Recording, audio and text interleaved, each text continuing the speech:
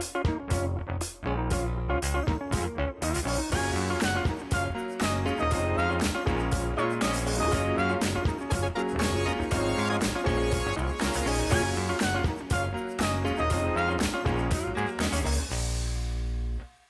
president of Rwanda has been able to remove term limits. He said Rwandans demanded it, and now he has announced that he's going to seek another term.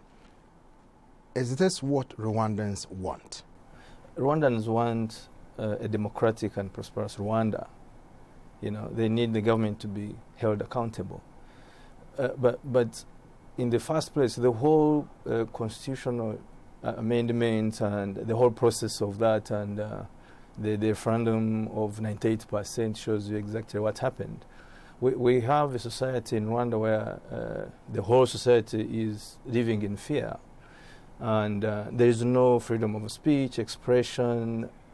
Nobody in the country can actually stand up and give their own ideas of the way forward when it comes to the constitutional rights of the country. But they say that Frank Habineza, who is the opposition leader of the Democratic Party, is free. He opposes the government. He goes out of the country. He speaks freely, and nobody has touched him.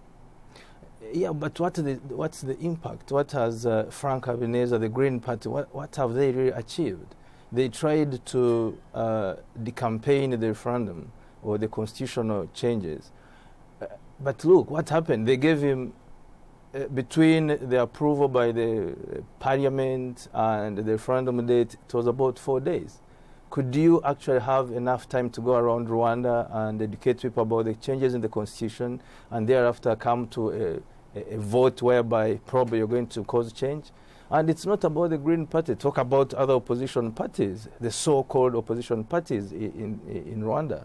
But some of them asked for the president to run for another term because he brings stability, development, peace, among other issues that he makes people feel that they are part of a democracy.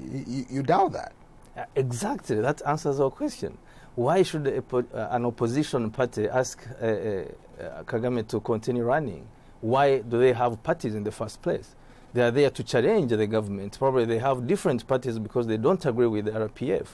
But they are the same people asking the RPF candidate to continue leading. Why? Because of the extraordinary killings and disappearances and assassinations that have happened in the past, and they are still ongoing.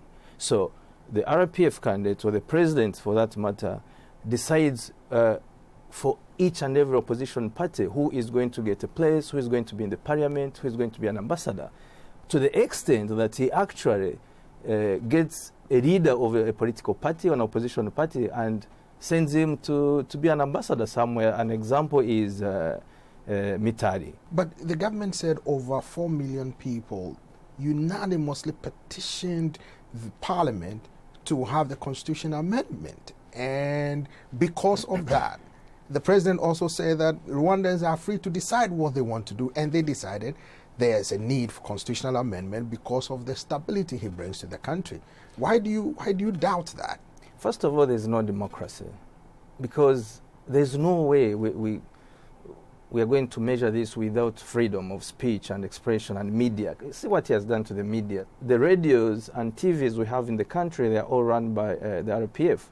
There are a few who could say this and this, and it's just a matter of time here everybody is missing. Some of these journalists have been missing, others are found dead, others just, accidents, and so on. So once we can't hold this government accountable, once we don't have independence towards the branches of government, the judiciary and the parliament, then this is all from Kagame. He runs everything, RPF controls everything.